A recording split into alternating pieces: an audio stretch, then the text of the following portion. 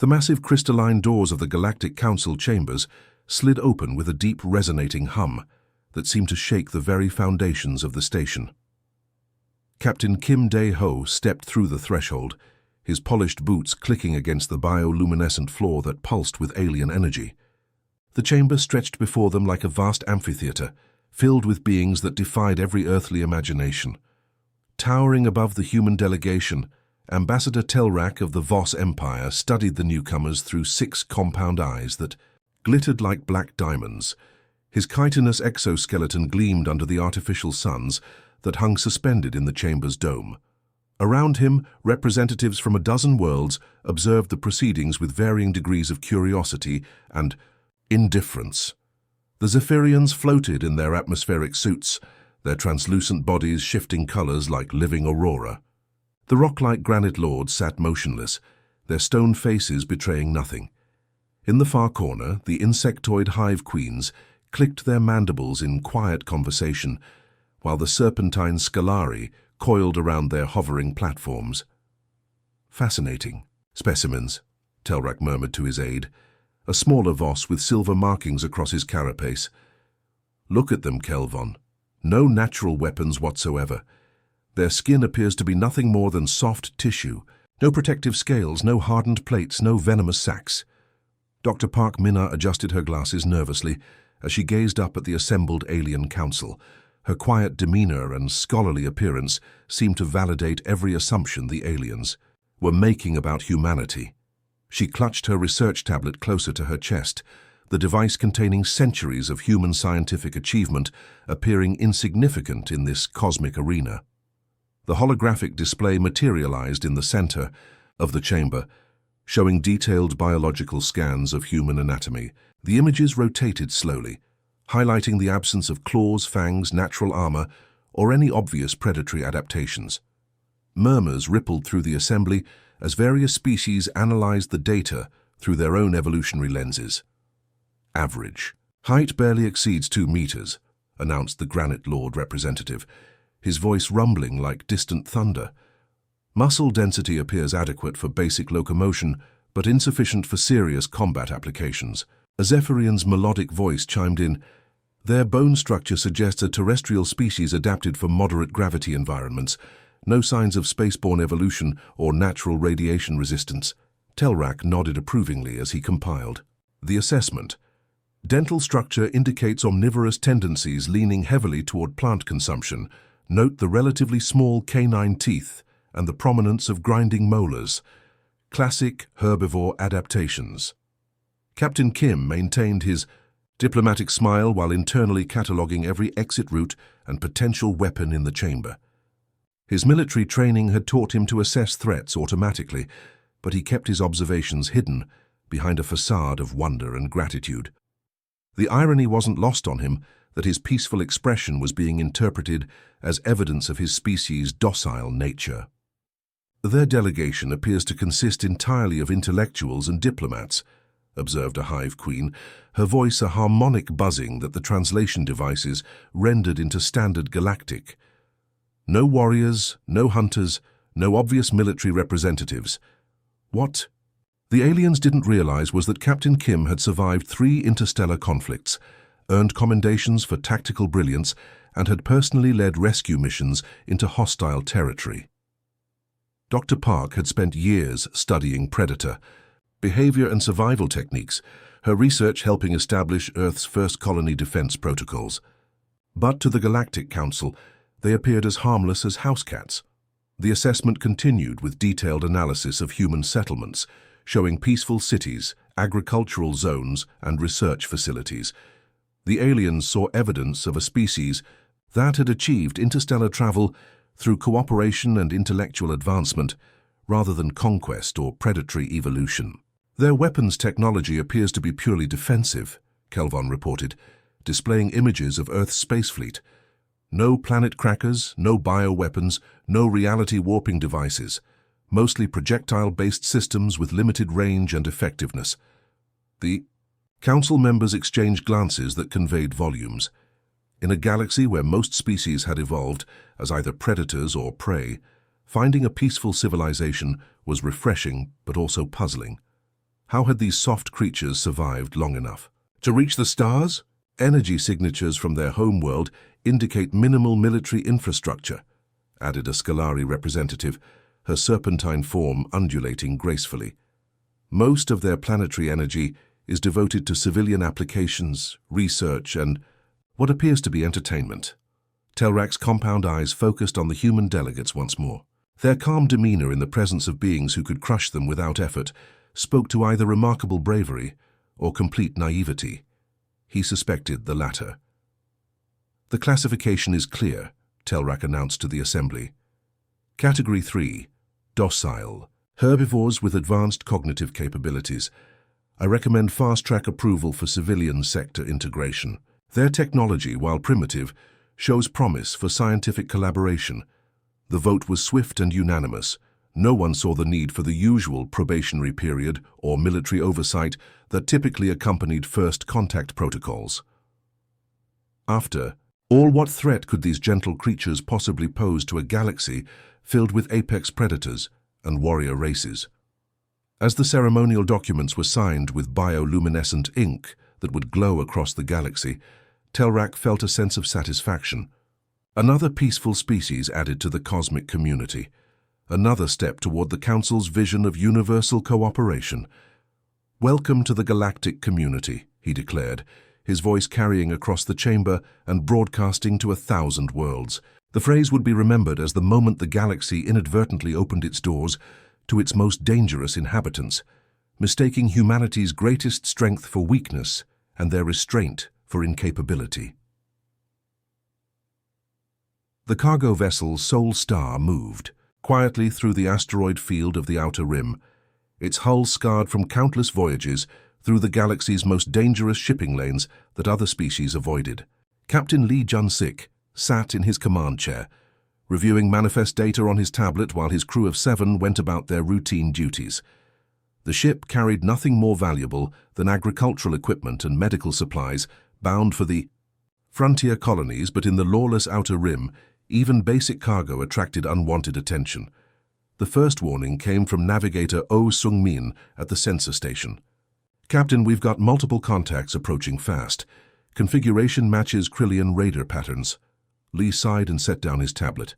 Krillians were among the galaxy's most feared pirates, standing nearly 3 meters tall with natural armor plating and razor-sharp claws that could tear through most ship hulls. Their reputation for brutality was legendary, and their raids rarely left survivors. "How many ships?" Lee asked calmly, already running through contingency plans in his mind. 3 attack vessels, sir. They're broadcasting the standard surrender demand." In the galley, Kuknam Hyejin continued preparing the evening meal, her movements methodical as she chopped vegetables with a chef's knife that had seen 20 years of service. She could hear the tension in the crew's voices over the intercom, but her expression remained serene. The other crew members began securing loose equipment and following standard piracy protocols, none of them appearing particularly concerned about their situation. The Krillian boarding pods struck the Sol Star's hull with thunderous impacts that echoed through the corridors. Cutting torches began their work immediately, filling the air with the acrid smell of melting metal. Within minutes, the first raiders breached the outer hull and flooded into the cargo bay. Warlord Grakoth led the boarding party, his massive frame barely fitting through the ship's human-sized doorways. His natural armor gleamed under the emergency lighting, and his forearms carried an assortment of energy weapons that could reduce a human to ash in seconds. Behind him, 29 other Krillian warriors spread through the ship with practiced efficiency. "Surrender your vessel and prepare for boarding procedures," Grakoth roared, his voice translator rendering his words into standard galactic. "Resistance will result in immediate termination." Captain Lee walked calmly into the cargo bay with his hands raised, followed by his crew. To the Krillians, they looked exactly like what the Galactic Council had classified them as: soft, helpless, creatures with no natural defenses. The pirates relaxed slightly, confident this would be another routine raid. "Just human merchants," Grakoth growled to his lieutenant, lowering his primary weapon. "Probably carrying nothing but farming equipment and textiles. Search the ship quickly and transfer anything valuable to our vessels." What happened next would be debated in pirate taverns across the galaxy for years to come, though few would believe the accounts.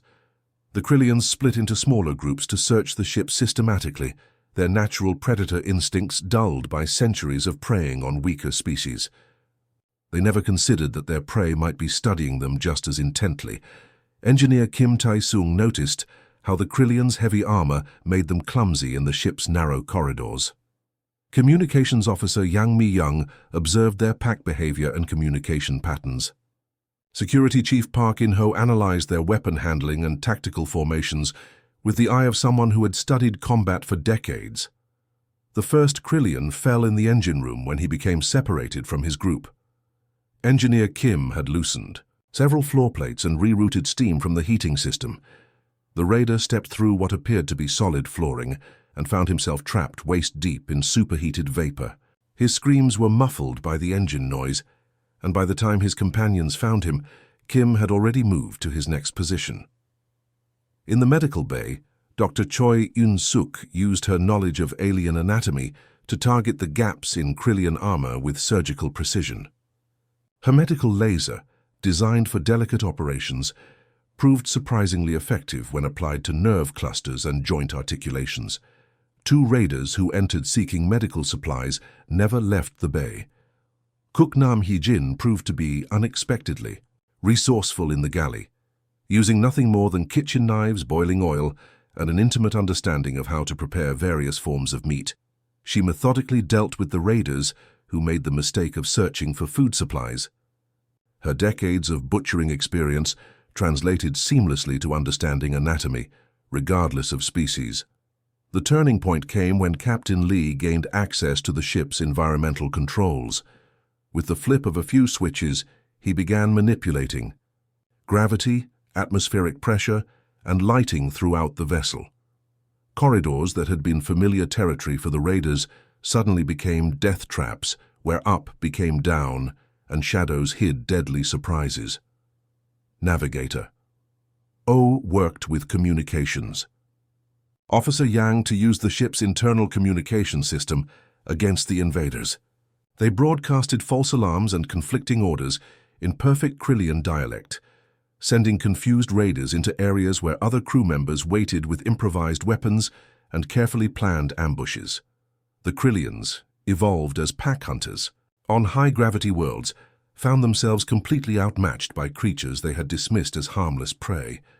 Every human seemed to instinctively understand concepts like misdirection, camouflage, and systematic elimination that the raiders had never encountered from merchant vessels.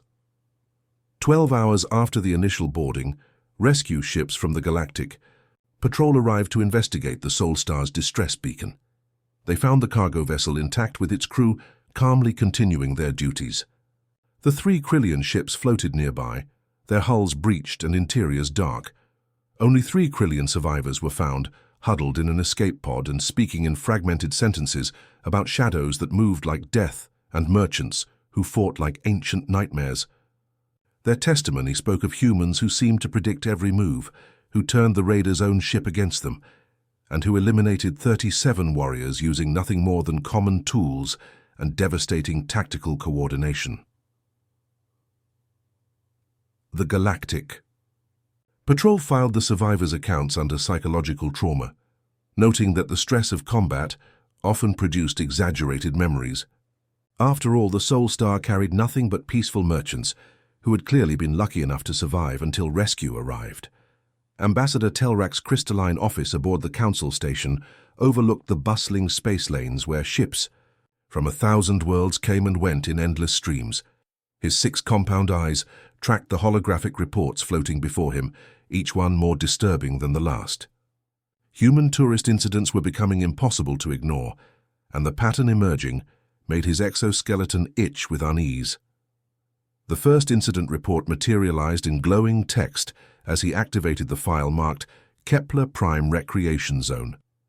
The planet was famous across the galaxy for its crystal caves and bioluminescent forests, attracting peaceful tourists from dozens of species. The Cho family had booked a standard camping package in the wilderness preserve, nothing unusual about 3 humans wanting to experience nature. Retired teacher Cho Sunja had spent 40 years educating children on Earth, her personnel file, showing a life dedicated to nurturing young minds. Her husband Cho Woojin worked as an accountant for an agricultural cooperative, managing grain distributions and crop rotations. Their daughter Jiwoo was studying xenobiology at university, hoping to work with alien ecosystems after graduation. On paper, they were the perfect example of harmless human tourists. The trouble began on their second night camping near the Whispering Caverns. A pack of Kepler stalkers had caught their scent, six-legged predators the size of earth tigers with natural camouflage that made them nearly invisible in the forest shadows.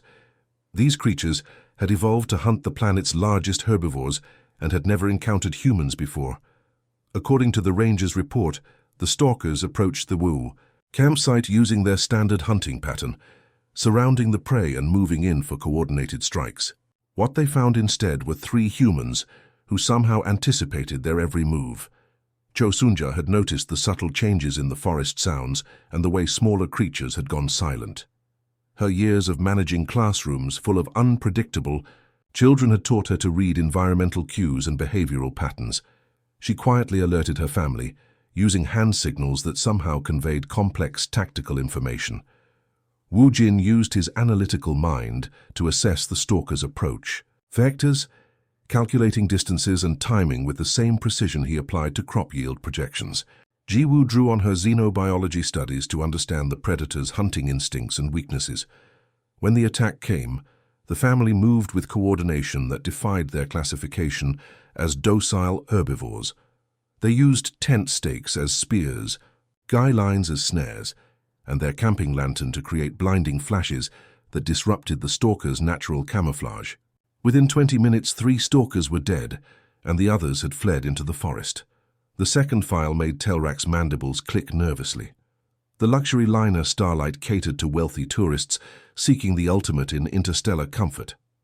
Its clientele typically included elderly passengers from peaceful species who wanted to see the galaxy's wonders without any danger or excitement. Yoon Kyung-suk was 83 years old, a retired librarian who had organized bridge clubs and book discussion groups for decades.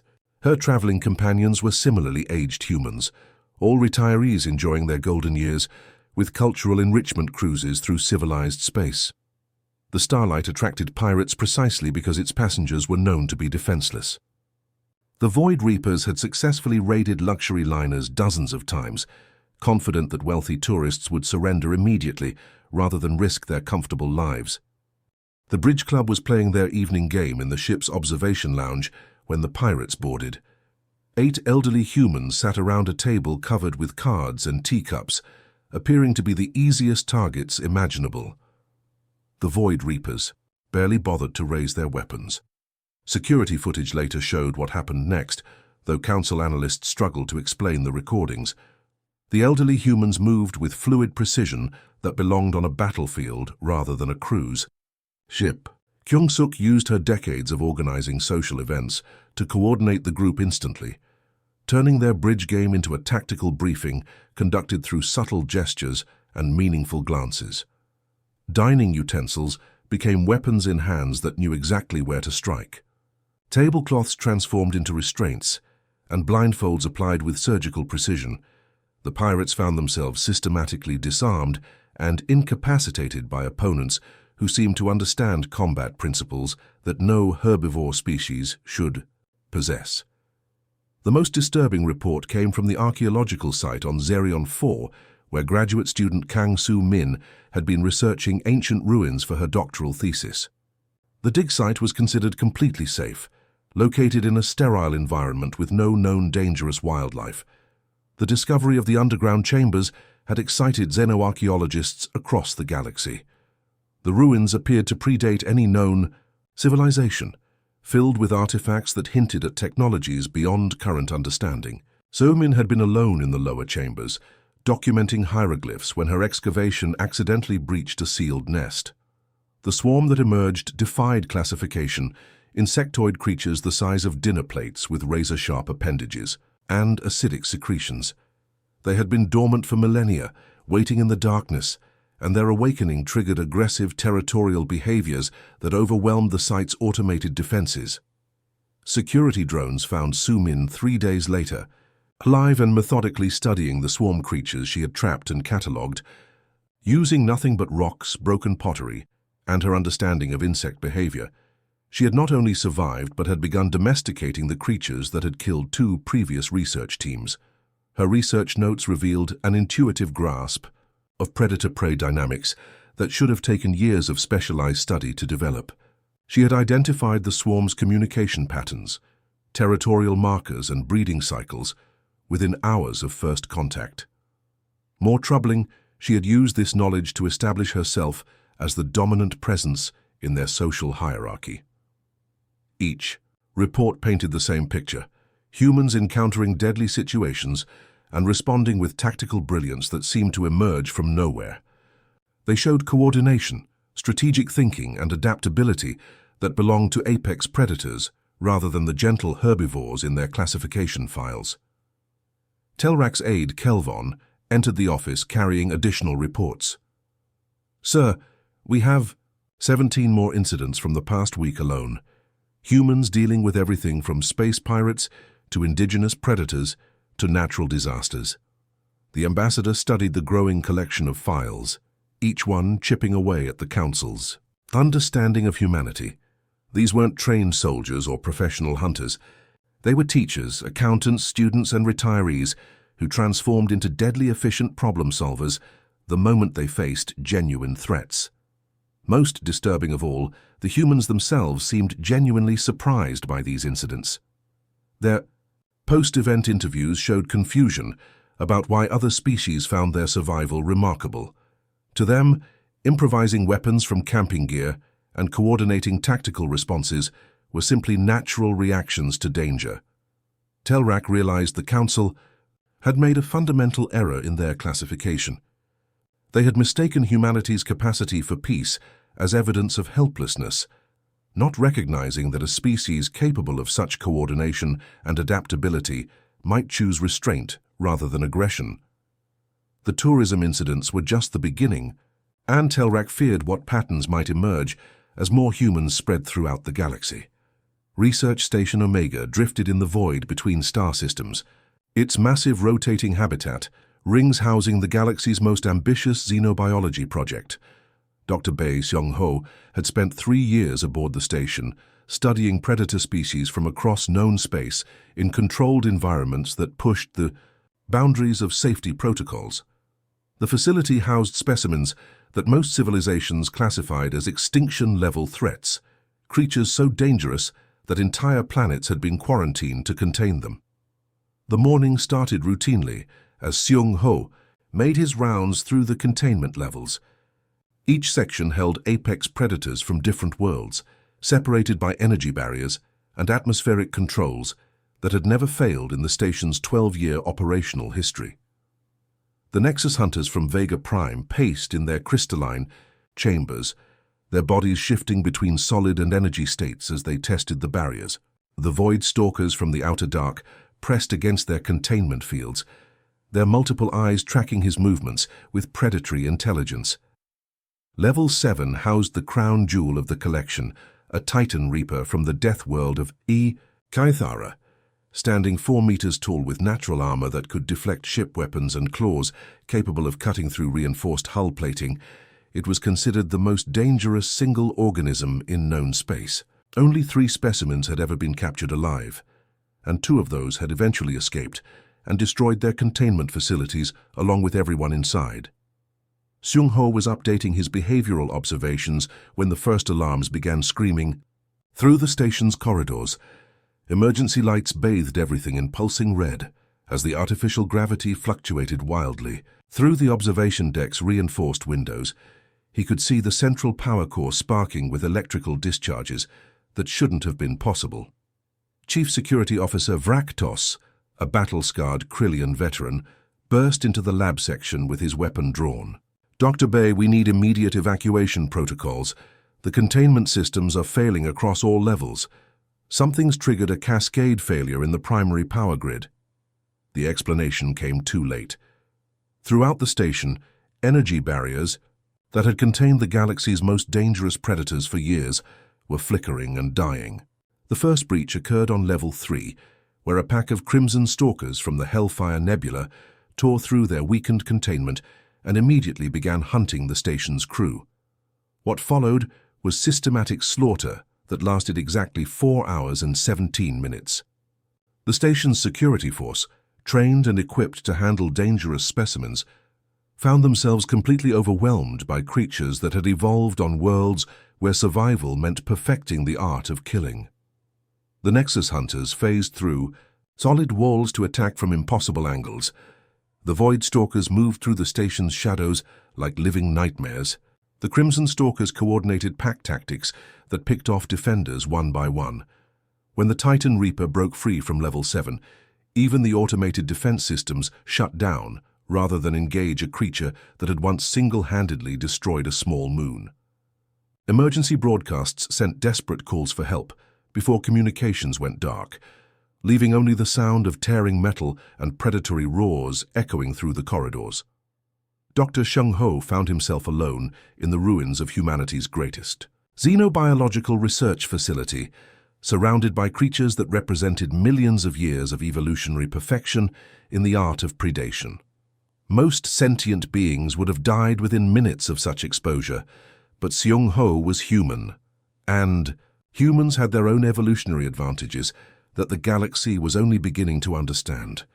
His first advantage was knowledge. 3 years of studying these creatures had given him insights into their behavioral patterns, territorial instincts, and hunting methods that their original world's ecosystems had never required them to hide. He understood that the Nexus Hunters needed specific energy frequencies to maintain their phase-shifting abilities. The Void Stalkers relied on psychological terror as much as physical prowess.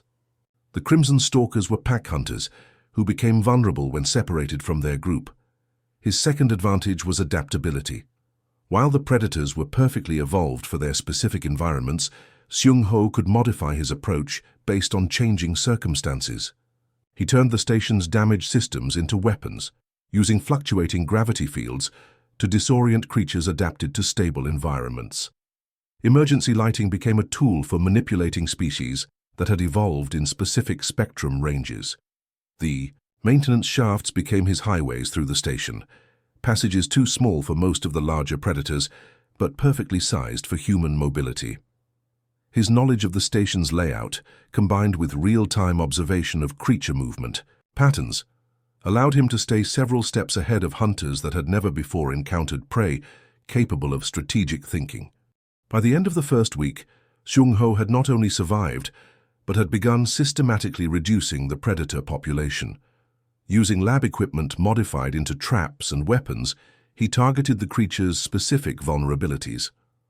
Sonic disruptors, calibrated to frequencies that disrupted their nervous systems. Chemical compounds that exploited their unique metabolisms. Environmental controls that created conditions where their evolutionary advantages became liabilities. The turning point came during the second week when he captured his first live specimen. A juvenile Crimson Stalker, separated from its pack, found itself trapped in a laboratory cage reinforced with materials from the station's former containment systems. Instead of killing it, Seung Ho began studying its behavior patterns in captivity, learning how it responded to different stimuli and environmental conditions. This success led to more captures. The Nexus Hunters, for all their phase-shifting abilities, still needed to materialize to feed. Seung Ho created feeding stations that became traps, using their own hunting instincts against them. The Void Stalkers, creatures of shadow and fear, became manageable once he understood their psychological dependency on terrorizing their prey. By the third week, Research Station Omega had become something unprecedented in galactic history, a functional ecosystem where a human had established himself as the apex predator among creatures that had never known defeat. The makeshift zoo he created from the station's ruins housed specimens that represented the pinnacle of predatory evolution, all of them now docile and responsive to his management. When the rescue fleet finally arrived, they expected to find either a dead station full of escaped predators or at best a few survivors hiding in emergency shelters. Instead, They found Dr. Shung Ho calmly feeding his captive specimens and maintaining detailed behavioral notes as if nothing unusual had occurred. The rescue team's leader, Admiral Corvex of the Stellar Defense Force, stared in disbelief at the organized creature enclosures and the human who moved among them without apparent concern for his safety. "How is this possible?" Corvex asked, his translator struggling with the concept of prey becoming predator. Shung Ho looked up from his feeding routine, genuinely surprised by the question. "They're quite manageable once you understand their behavioral patterns. Most species become predictable when you identify their primary motivations and environmental needs." The simplicity of his explanation only made the situation more disturbing to the alien rescue team, who realized they were witnessing something that challenged every assumption about predator-prey relationships in the known galaxy. The emergency session of the Galactic Council convened in the deepest chambers of the station, away from the usual pomp and ceremony. Ambassador Telrak stood before the assembled representatives, his usually pristine exoskeleton showing stress marks and his compound eyes dim with exhaustion. In his trembling hands, he held a data crystal containing 3 months of investigation into what the galaxy now quietly called the human problem. The chamber's atmosphere processors hummed nervously as beings from dozens of worlds waited in tense silence. The Granite Lords had abandoned their usual stoic poses, their stone faces showing cracks of concern. The Zephyrians floated restlessly, in their containment suits, their usual aurora-like beauty replaced by agitated flashes of warning colors. Even the ancient Scalari had uncoiled from their meditation poses, their serpentine forms rigid with attention. "Honored representatives," Telrak began, his voice translator struggling to convey the gravity in his clicking mandibles. "What I am about to present will fundamentally change our understanding of the species we welcomed into our community 6 months ago." The holographic display activated, showing Earth in all its blue and green beauty. But as the image zoomed in, it revealed something the initial surveys had missed. Ancient hunting grounds stretched across continents. Migration paths that showed massive creatures being driven to exhaustion across impossible distances. Archaeological evidence of tool use dating back millions of years, far beyond what any herbivore species should possess. "We made our assessment based on contemporary human appearance," Telrak continued, his voice growing stronger as he warmed to his presentation. "Small stature, no natural weapons, peaceful demeanor. We failed to examine their evolutionary history." The display shifted to show reconstructions of early human ancestors, not the gentle farmers the Council had imagined, but endurance hunters who had perfected the most terrifying hunting technique in galactic history, persistence hunting. Creatures that didn't kill their prey through strength or speed, but by simply refusing to stop chasing them until they collapsed from exhaustion. Council member Vexitar of the Silicon Confederacy leaned forward, her crystalline form refracting the holographic light into nervous patterns. "Ambassador Telrak, are you suggesting these humans are natural predators despite their appearance?" "I'm suggesting something far worse," Telrak replied, activating the next series of images. "They are persistence predators who evolved tool use as their primary survival strategy. Every human carries genetic programming that makes them instinctively capable of turning any object into a weapon and any environment into a hunting ground. The evidence was overwhelming. Earth's archaeological record showed a species that had driven megafauna to extinction across multiple continents using nothing but endurance, coordination, and improvised tools. Mammoth kill sites where humans had used fire, sharp stones, and tactical thinking to bring down creatures 10 times their size. Cave paintings that showed hunting strategies complex enough to challenge modern military doctrine. But the most terrifying aspect, Telrak continued, is their pack hunting behavior. Humans don't just cooperate. They form tactical units that share information instantaneously through micro-expressions, body language, and verbal cues so subtle that our translation devices can't detect them. The display showed footage from the Sol Star incident, slowed, down to reveal the tiny gestures and glances that had coordinated the human crew's response to the Krillian pirates. What had appeared to be random survival actions were actually a precisely orchestrated military operation conducted through communication methods so advanced they appeared almost telepathic. Each incident we've documented shows the same pattern, Telrak explained as more footage played. Humans encountering threats and immediately shifting into tactical mode. The tourist family on Kepler Prime moved like a trained military unit. The elderly passengers on the Starlight coordinated their response with precision that would impress our best strategic commanders. The research station Omega footage was the most disturbing. It showed Dr. Bei Seung-ho moving through the stations, ruins with the calculated patience of an apex predator. Every action was deliberate. Every trap placement showed understanding of creature psychology that should have taken decades to develop. Most chilling was the moment when he successfully domesticated the Titan Reaper, the galaxy's most feared predator, using nothing but behavioral manipulation and strategic feeding schedules. The humans call it common sense and basic survival instincts, Telrak said, his voice heavy with implication. They genuinely believe that turning kitchen utensils into weapons, coordinating tactical responses with strangers, and establishing dominance over apex predators are normal behaviors that any intelligent species should possess. Council member Zalthek of the warrior caste spoke for the first time, his battle-scarred frame tense with recognition. You're describing military capabilities that our elite units train years to achieve, and you're saying every human civilian possesses these skills naturally? Not just possesses, Telrak corrected. They consider them so basic that they don't understand why other species find them remarkable.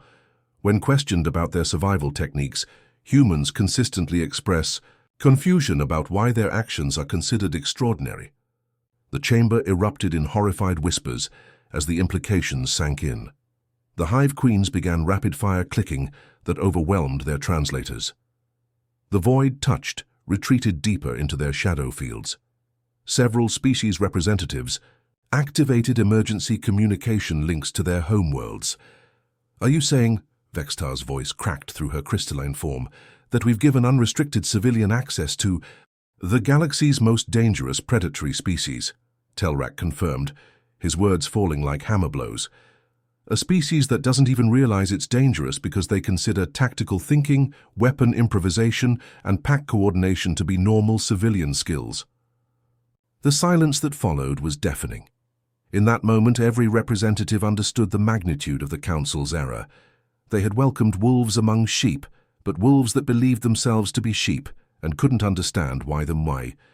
Flock was nervous.